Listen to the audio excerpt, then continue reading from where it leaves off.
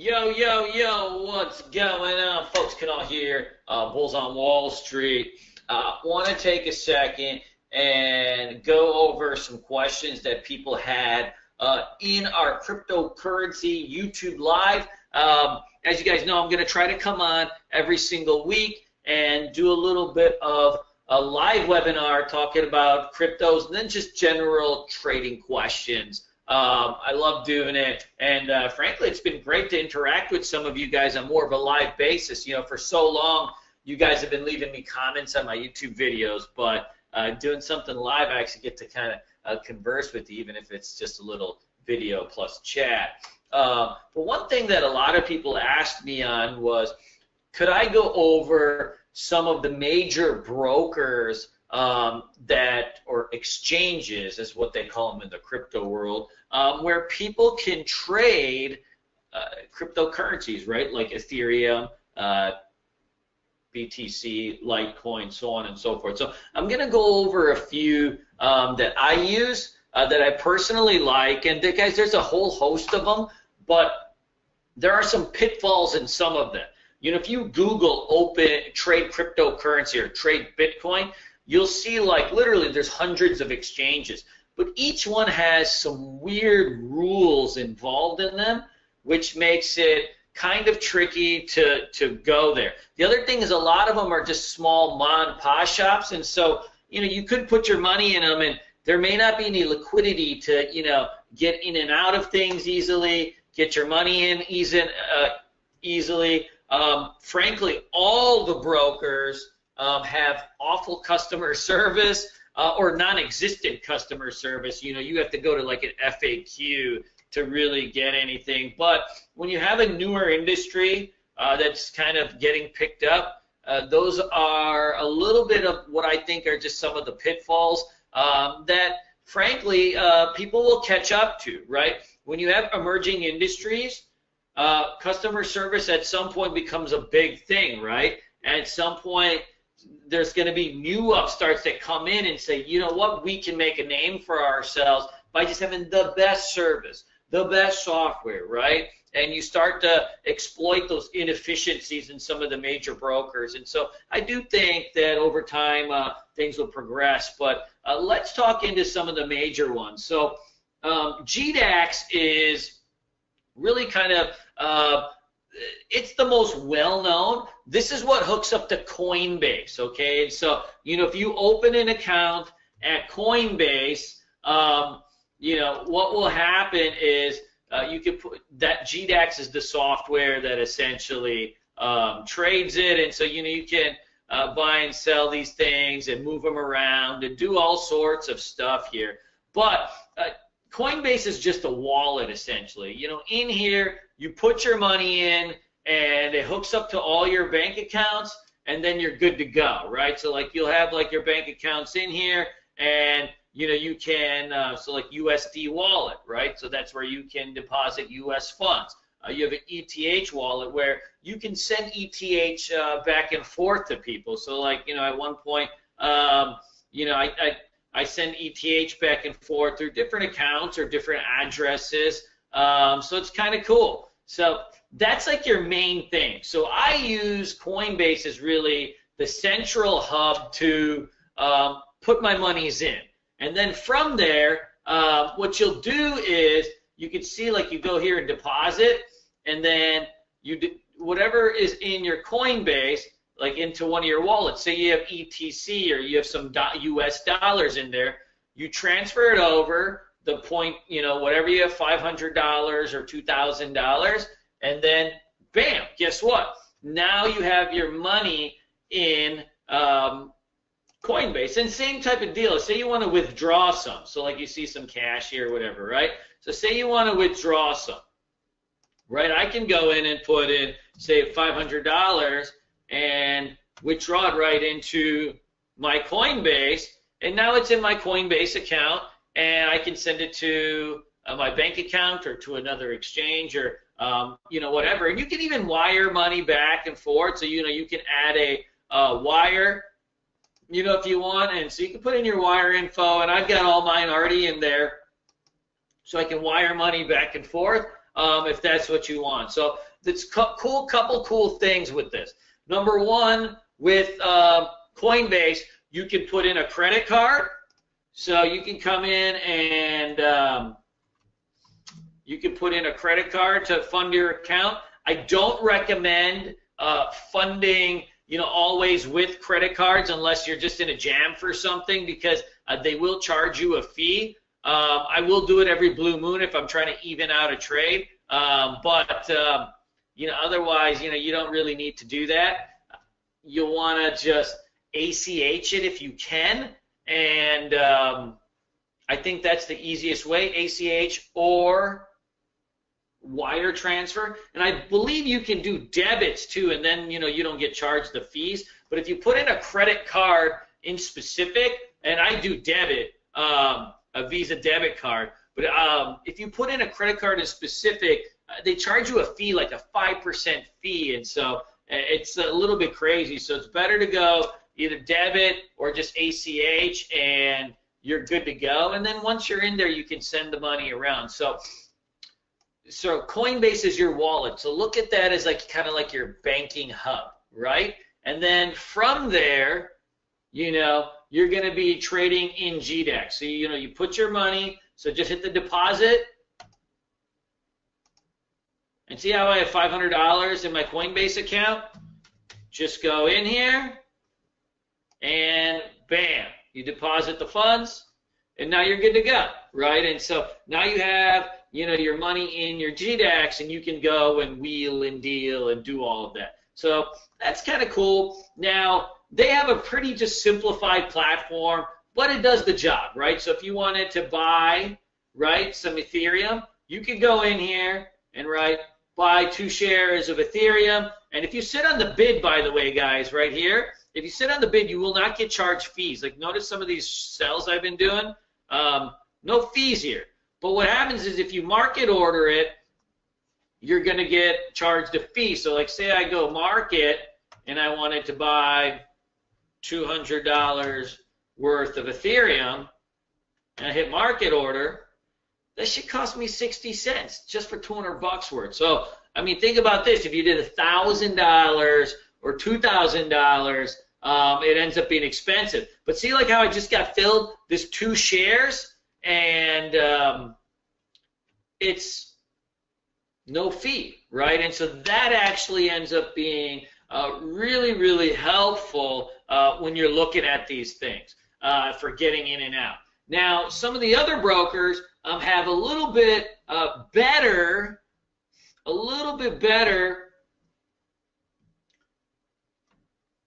software, but then they have some other caveats. So, like, I'll go to Bitfinex. This is the one that I don't use.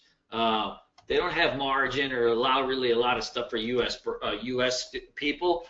So please enter your Google Authenticator. So all these guys make you do this Authenticator thing for security reasons.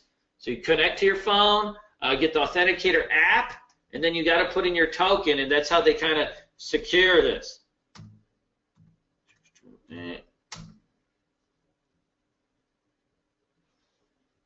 So now you got this, and so you go, okay, go to platform. So they've got kind of a cool platform. You can see it looks kind of hip. Its charts are interesting. You've got a lot of different features. You could change the background to white or green or, whatever you want. So I think that's kind of fun too. Pink. Let's just go like a kind of a white background here real quick. And so you can see you have some other, a lot of different things where GDAX's platform on the charts, there is no option to do anything. You see that? There is no option to do literally anything. So, this one on Bitfinex, you have some more options. So you can go in a dark background, and then it's pretty easy. You can set up your charts and do all that fun stuff from here. So you can see you've got all these different tools. So this is essentially TradingView charts, guys, right? So TradingView.com is a charting platform. These are TradingView charts that you can use. So, easy enough. You've got some some good advantages. And so you have your order book and trades here. The problem, I think, with these guys is that, like, say you want to make a deposit, right? And you wanted to do US dollar. So wire deposits have been paused for US dollars. So what you have to do is, right, go from your Coinbase, and like you have to send some Ethereum from your Coinbase to Bitfinex if you want to fund this bastard. So that's such a pain, right? Like, who wants to do that? Like, it just takes up so much time and adds more complexity and layers, but you can do that. So if you want to trade here, you just go through your Coinbase and you can go in and send it over here, and then you'll be able to trade a Bitcoin or Ethereum, or whatever you want. My preference is to trade Ethereum. I find it a little bit more fun. So if you want to trade here, so now, like, if you have some Ethereum, you can trade it back and forth essentially. Charts are okay. This platform is not bad. Like you can see here, you've got some decent stuff. Let me see here. I just was testing this the other day, so I sent myself 1 ETH just to get this thing up and rolling, and I kind of just farted around with it back and forth. So completed. It's in my margin wallet. Good. So once you have it in, then you can kind of trade it back and forth, and you're good to go. I like the platform. You've got some different things that you can do for your interfaces in terms of layouts. So you can change around all this stuff. And then, you can change around the themes, right? If you're not so into Dark Knight, go a little bit light. I kind of like the dark theme. It's just, it's midnight. It's a little bit easier on my eyes. But, everybody's a little bit different. So it's kind of cool, but I don't see myself trading here much due to the fact that they seem to have something against U.S. customers here. And so I haven't been able to figure out, but they don't have any margin, and you can't do any withdrawals. So you got to basically send your money back to Coinbase to do the withdrawals, right? And you don't want to send cash, right? So like if you have Ethereum, you want to send Ethereum back and then sell it in your GDAX platform from Coinbase. So that's kind of the easiest way to do it. The other one, and I've traded here a lot, is Poloniex. So this is these are the three kind of main ones, along with Kraken, which I do have an account, but they've been taking like a month to get it verified for like tier 3 or whatever. So this Poloniex has good charts. Okay, Poloniex has good charts. It's pretty simple to use platform. You can buy, put your stop loss limit, sell. This is like your level 2. So the buy orders, these are where the buyers are, and then you have your sell orders, right? So these are where the nearest sellers are coming in. So if you're trading this bad boy, you're good to go, right? You have basically a level 2 here, even though it's kind of a wide, long level 2. And then you'll be able to see like your trades and all of that kind of stuff here. Oh, these are market trades, right? Buy and sell. So that's your order book. What I do like about Poloniex that I think is cool is they have a lot of different coins here. So you have your main ones, right? You have your Bitcoins, you have your Ethereums, and then you have your Litecoins, which a lot of people use. Now, on the other side of things, you have XMR, right? You have XRP, you have Dash. Like Dash is a coin that's also got some pretty good range. A lot of people don't necessarily trade Dash much, but you can see in July 16th, Dash was about 116, and it got all the way up to 217. So, it has that ability to go on some decent-sized runs. What I will say that I don't like about this is they don't have an in-between here. So you can see, like, if you wanted to look at a longer-term chart, you do all, but then the only other zoom they have is, like, 1 month. But what if I want to look at, like, good 6 months, right? When I trade, I like on a daily, I like a good 6-month daily chart, right? That kind of shows you really what the juice is. So like if you were looking at Ethereum, right, you don't need to look like years back, but you want to look at this last 6 months, right? See what the action is for this year. And so that's when you can see it really clear. And on this Poloniex, you're not able to get that. It's just all or 1 month, and that's not going to be able to allow me to do the proper research. So then you're going to have to go on TradingView or something else to look up your charts, and that's a little bit annoying. But what I like is, see, you've got these other coins. You've got the Zcash, the ETC, Ethereum Classics. There's some of these, and I'll be honest, a lot of these fly around. Like, there are some that really, really get moving. And Bitfinex also has the ability to trade some of these other random ones. See, like there's this EOS. This one was a hot one. Right now it's just like a huge turdzilla. But it was hot for like a couple days when it came out. You can see, and this is what I love about the coins, right? This thing comes out at 50 cents, goes to 550. I mean, that's hot, right? That's something that, we definitely want to be a part of. I was trading this with my buddy Taylor, and dude, he like totally shredded this thing. I got like 50 cents out of it, and he was just kind of cruising on this thing. You can see like this thing opened, right, and then came up, and it flagged, and then it was off to the races, right? These are 1 hour candles, so you're talking right within 24 hours, you would have made 10 times your money, and that's not always the case. This is, when some of these coins come out, that's just the heat that comes on. As you can see, it's totally collapsed here, but you have to have, if you want to trade some of these random coins, then you got to have some of these other brokers, right? Some of these other brokers, because they're going to allow you to do that. Now, 95% of my trading is still done on Ethereum, Litecoin, Bitcoin, right? The big three, the ones that are higher price,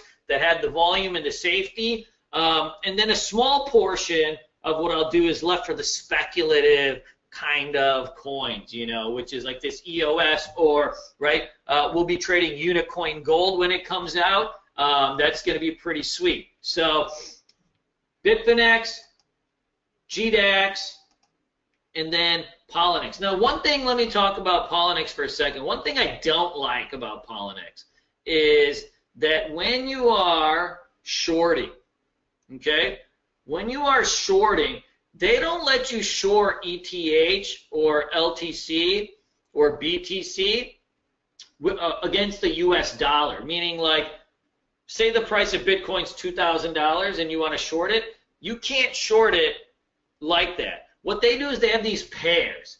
So it's like ETH versus BTC, and there's a ratio there. And so, you're still digging at the charts and playing the charts, but, if they're both going down that day, then this pair is going to be worthless, right?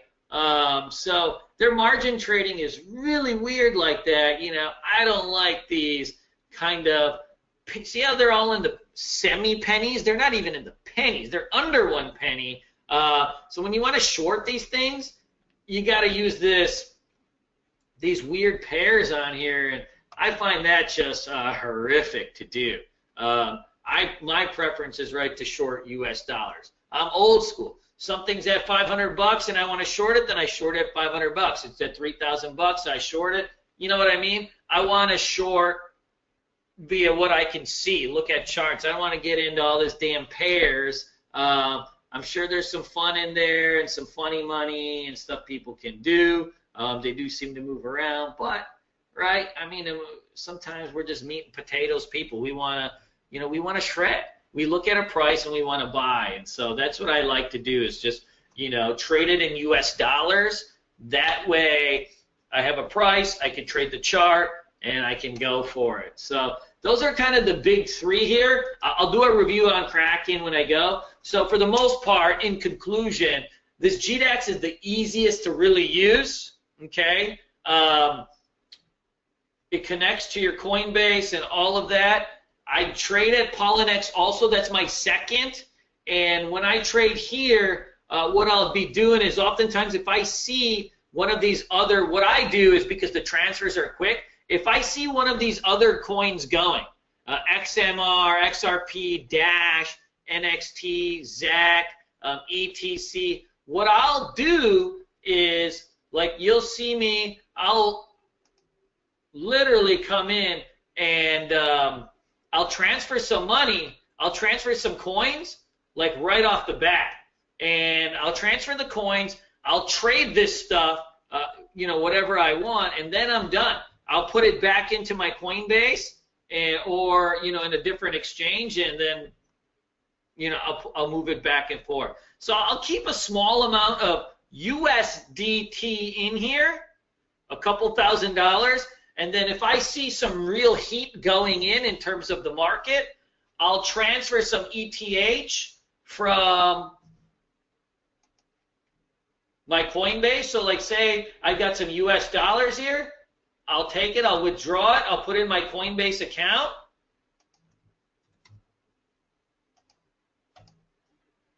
Right, and I'll put it in my Coinbase account, and then I can put it over into Poloniex, you know. But usually what I'll do is I'll withdraw some ETH. So I'll go in and withdraw some actual ETH. So say I'll put in 5 ETH, so that's $1,000, okay? So I'll go in and put 5 ETH into my Coinbase, and then I'll send that ETH over to Poloniex, and now what happens is I can trade on margin. I can trade on margin if I want, or I can sell it for cash and get one of these. I know it's a huge hassle. It's so different than the stock market, right, where you just open an account of Ameritrade, you wire in some money, and you trade it. You know, here you got all these transfers. Some exchanges don't even take deposits, you know, and even Poloniex is like that. You can't just put in a bank wire and then have $10,000. You've got to send it from Coinbase. That's really the easiest way I've found. So let me know if you have any questions. I know this is a little bit tricky. I'll continue to do some videos on this stuff, and hopefully that helps. Take care.